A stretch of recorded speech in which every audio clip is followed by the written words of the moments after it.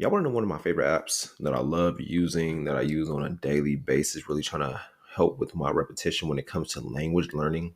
And that app is Duolingo. Duolingo is the perfect app to use when you want to learn a new language. Just dedicating 15 to 20 minutes a day learning different languages. Like right now, I'm learning Spanish, consistently working on my Spanish, building that up. And I feel like as the days get on, as more time I dedicate to it, I feel like I learn more and I retain more of that information that I'm learning when it comes to Duolingo. So if you don't have the Duolingo app on your phone, check it out, download it, and you'll greatly appreciate it, especially if you want to learn a new language. And I really challenge you to really work on learning a new language, especially if you live in the US. I believe Spanish is the second most popular language in the US. So if you don't know Spanish already, check out the Duolingo app.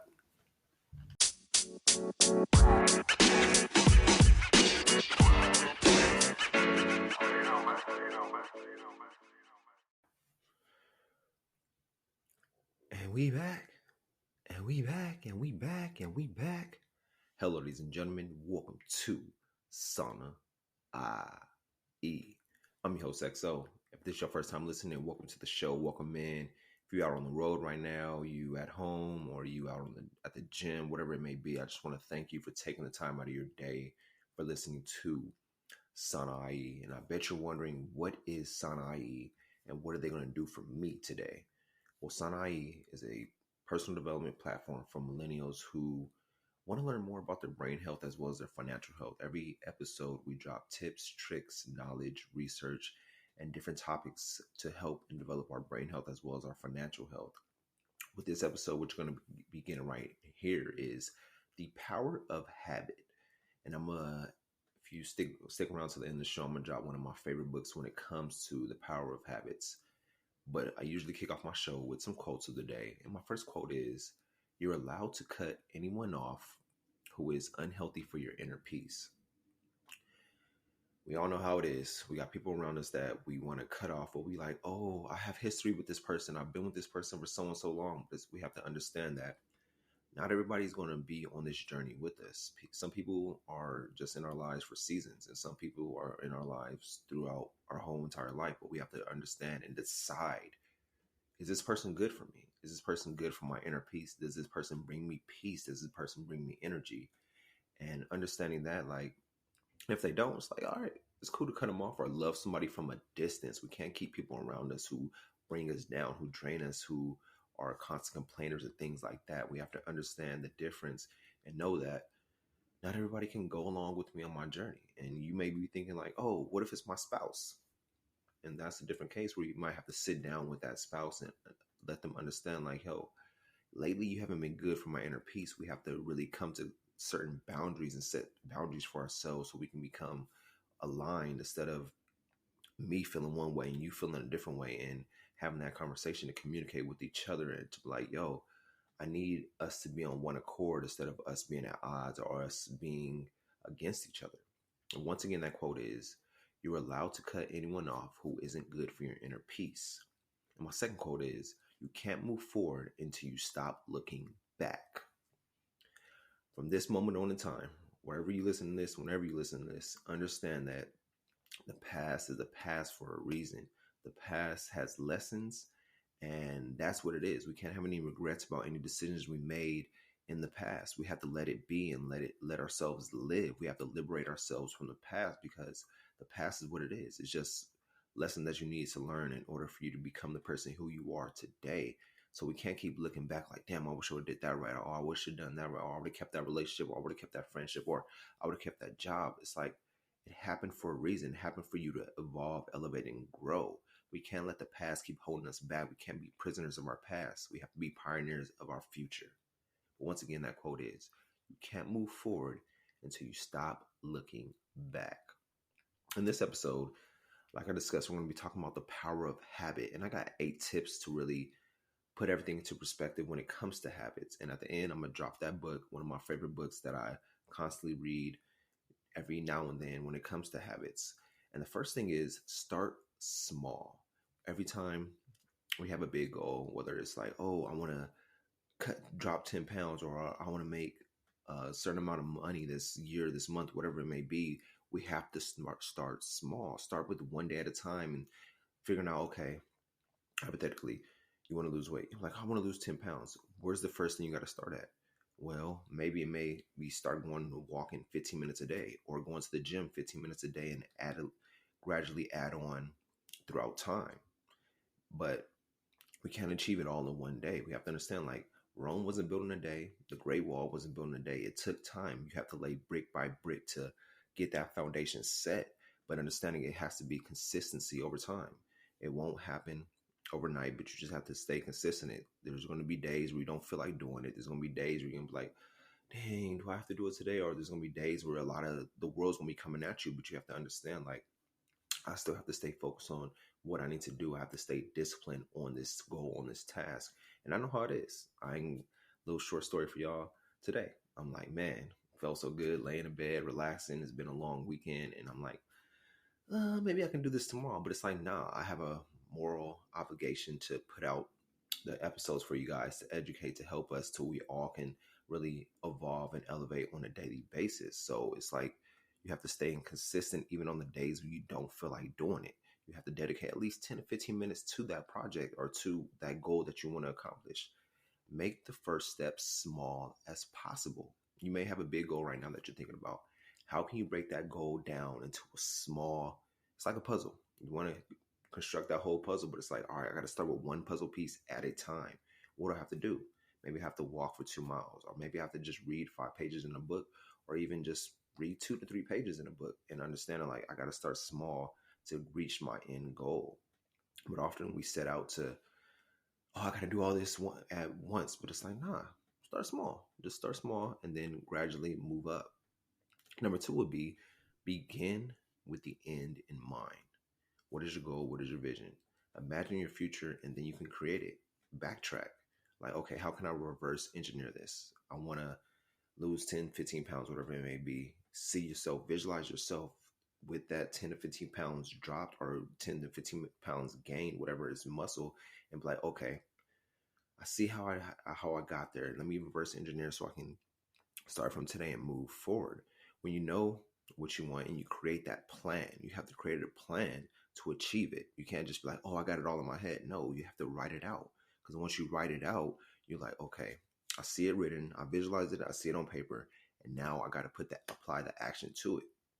And you can work and get it done, but it's just like understanding, like, okay, I got my end goal in mind, but I have to still stay present in the moment and work towards that end goal on a daily basis. And that's how you end up succeeding. Number 3, reward yourself. Set up an external reward system. We've been talking about gaining weight, losing weight, whatever it may be, gaining those pounds. Have a cheat meal.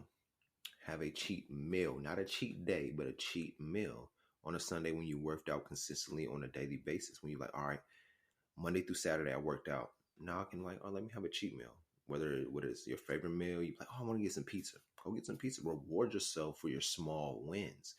We have to constantly celebrate ourselves and reward ourselves for the small wins, because we'll think we only can reward ourselves when we achieve that goal. But it's like, nah, you can reward yourself for doing the little things, staying consistent throughout the whole week. Like, if you worked out all week, it's like, okay, here's Sunday, let me reward myself, instead of like, nah, I can reward myself when I get to that goal. And it's like, nah, because it's delaying that goal and it's not making it as much enticing for yourself.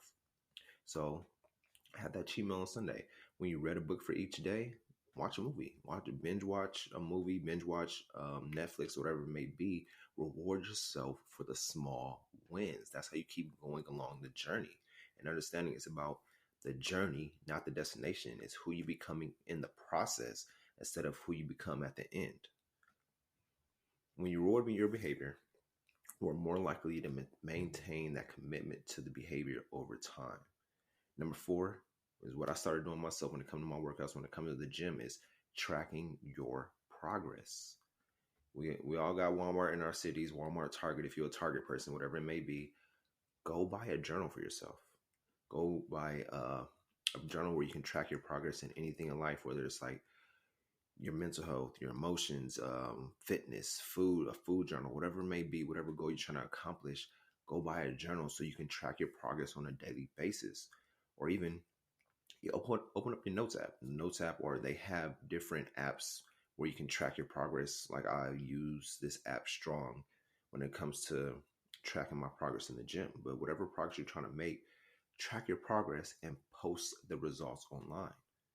The more you publicize your tracking, the more likely you'll succeed. And even tell a friend, have somebody that holds you accountable as you're on this journey. Like, this is what I'm trying to accomplish. I need you to hold me accountable on a daily basis where you check in. We have daily check ins, we have daily meetings, whatever it may be, so we can hold each other accountable to what we're trying to achieve. So you know that you're not in it alone. When you add the element of public accountability, we increase our likelihood of persisting with that goal, with that action, with that habit. Number 5, use the when and then hack. Tie the work to a specific activity or time. For example, when I'm brushing my teeth, then I'll floss. When I wake up, I'll walk the dog. You have that, okay, if I do this, then I'll do that. It's simple. You're like, okay, when I wake up, I'll sit on my gym clothes, then I go to the gym. Or I'll drink my water, then I'll go for a walk. Whatever it may be, use that, tie those two together so you can make it more easier for yourself. So over time, get accustomed to do it, that it becomes a natural habit to yourself. Number 6, discipline and motivation. Motivation fades. We know discipline remains. Develop discipline over time. Develop discipline over time. Take it one day at a time. Work on getting 1% better every day instead of trying to be like, oh, I got to be motivated today. No, just be disciplined. Take it one day at a time, because not every day you will be motivated. Trust me, I know how it is. You'd be like, oh, I want to do this today. It's like, nah, that motivation will fade, and you'd be like, I'll do it tomorrow. And I'll do it the next day. You'll keep putting it off instead of having that constant discipline. Like, no, I got to do this. When you're consistent, you build your discipline muscles day in and day out. You keep building on that. Number 7, reduce friction. Choose goals and habits that align with your life. Make it as simple as possible to form habits. Reduce the friction that when it comes to, like I said, the biggest thing right now is working out or trying to make some more money. Reduce the friction.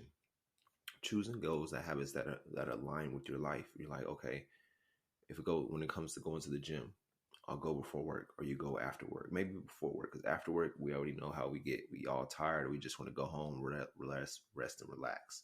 So reduce the friction in your life and seeing, okay, how can I fit this into my daily schedule? Oh, I got an extra 30 minutes in the day in the morning. Bet. Let me go to the gym for 30 minutes and then go on about your day. So reduce the friction in your life instead of causing so much friction. Like, oh, I got this big goal, but I don't know where to fit it in. You have time within your day. We just have to get more accustomed to scheduling out our days. How's your day look now? You write out, you know how your day is Monday through Friday. You know you're on a consistent schedule, but you're like, oh, I don't have time to do this. But when you prioritize the things that you want to do, you'll find time to fit them into your schedule. And number 8, prime your environment. If you want to write, set up a writing area. If you want to work out, set up a home gym, or set up a routine that you walk throughout the day, or you go to a gym that's near you. When you set this up, you facilitate your desired habits, and this will mean you're more likely to follow through with them. Like me, I'm in my office right now. This is where I record my podcast. This is where all the business I need to handle happens. So I know when I step into this room, this is my environment to be productive and handle what I need to handle. So set up your environment in your house. Figure out what place in your house, where's your reading area, where's your writing area. Like, when you go to the kitchen, that's where you cook at. Your bedrooms where you sleep. Your living rooms maybe to watch TV or read a book, whatever it may be. Set up your environment so you can win instead of like, oh, I don't have nowhere to do this or do that. Even if you live in a one bedroom house, or you living in a loft, or I forgot what the other name is, but set up your environment. You have 4 corners in your room, in your house, whatever it may be. Set up an environment in each corner. Like, one corner may be your writing area. The next corner may be where you read at. The other corner may be where you meditate at. Another corner may be where you freaking, I don't know, but you get the gist of it. So set up your environment so you can win instead of being trying to put everything in one environment. It's gonna really that's where friction is caused. But with that being said, I appreciate y'all tuning in. I hope this episode helped you out. I'll recap the 8 tips. Number 1 was start small. Number 2, begin with the end in mind. Number 3, reward yourself. Number 4, track your progress. Number 5, use the win then hack. Number 6, discipline and motivation. Number 7, reduce friction. And number 8, prime your environment. Share the show, subscribe, review. Let me know what you think. And the book that I recommend, which is my favorite book to read when it comes to habits, is Atomic Habits by James Clear. Let me know what y'all think, but let me leave y'all with this. We can't choose the number of our age, but we can choose the age of our attitude. Have a good week. Be back with y'all again with Sana IE. Peace.